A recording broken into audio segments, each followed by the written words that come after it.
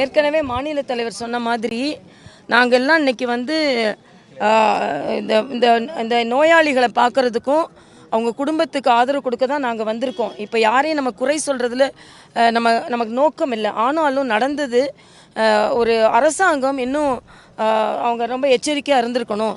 முதலமைச்சர் நேற்று வந்துட்டு பார்த்துறதோடு சரியில்லாமல் இன்றைக்கி பாருங்கள், போஸ்ட்மார்ட்டம் வெளியே வராமல் 7 மணி நேரம் 8 மணி நேரம் காத்திருக்காங்க. இதுக்கெல்லாம் நடவடிக்கை எடுக்கணும். நேற்று நடந்ததுக்கு மேலே மக்கள் இப்போ துன்பப்பட்டு கொண்டு இருக்கிறாங்க. அவங்களோட சங்கடங்களை குறைக்கணுன்றது எனது கருத்து.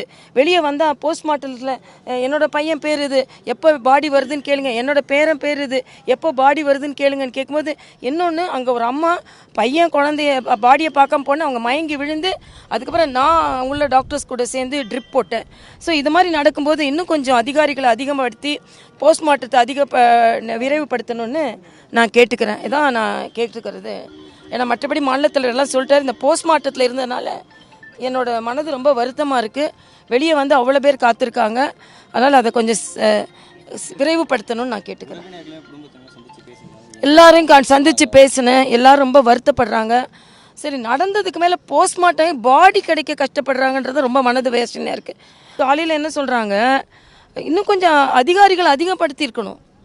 எப்படி ட்ரீட்மெண்ட்டுக்கு அதிகாரிகள் அதிகப்படுத்தியிருக்கிறார்களோ அது பிணக்கூராய்வுக்கும் மருத்துவர்கள் இருக்கிறாங்க, அவங்கள விரைவுபடுத்தியிருக்கணும். அதற்கான வசதிகள் இல்லைன்னா அந்த வசதிகளை செய்து கொடுத்துருக்கணும். அதுவும் ரொம்ப முக்கியம்.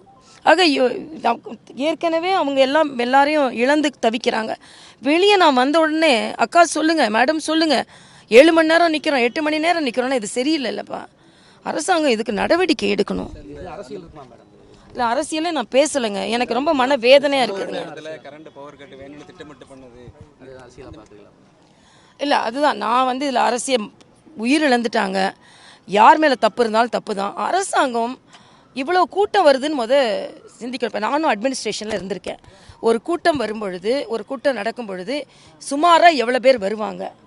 ஒருவேளை அதிகமான பேர் வந்தால் நம்ம என்ன செய்யணும், அதிகமான பேர் வரும்பொழுது காயப்பட்டால் என்ன செய்யணும், இவ்வளோ பேருக்கு இவ்வளோ ஆம்புலன்ஸை நிற்க வச்சுருக்கோமா, ஒருவேளை இந்த இடத்துல காயப்பட்ட அந்த மருத்துவமனையில் ரத்தம் இருக்கா, எல்லா வசதி இருக்காலாம் பார்க்கணும்ல. ஆக அதெல்லாம் அரசாங்கம் எப்படி பார்க்காம இருக்கிறதுன்றது எனக்கு கவலையாக இருக்குது. அதனால் அரசாங்கம் இதுக்கு பொறுப்பேற்கணும். மக்கள் வந்து அரசியல் இருக்குது அப்படிங்கிற மாதிரி பேசிக்கிறாங்க. மக்கள் பேசுவாங்க, பட் அரசியல்வாதியாக நாங்கள் குற்றம் சொல்கிறதுன்றதை விட மக்களுக்கு கிடைக்க வேண்டியது சப்போர்ட் கிடைக்கணுன்றதான் இந்த நேரத்தில் எனக்கு ரொம்ப வருத்தமாக இருக்குங்க. உள்ளே வந்து குழந்தை இறந்துருச்சு, போஸ்ட்மார்ட்டம் கடித்து கையில் வர்றதுக்காக அந்த அம்மா துடிச்சிட்டு உட்காந்துருக்கேன்னா இதெல்லாம் ரொம்ப வருத்தமாக இருக்குங்க.